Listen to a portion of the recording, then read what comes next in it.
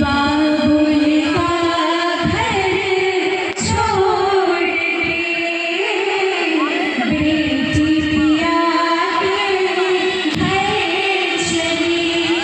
ये कैसी घड़ी आई है, मिलन जुदाई है।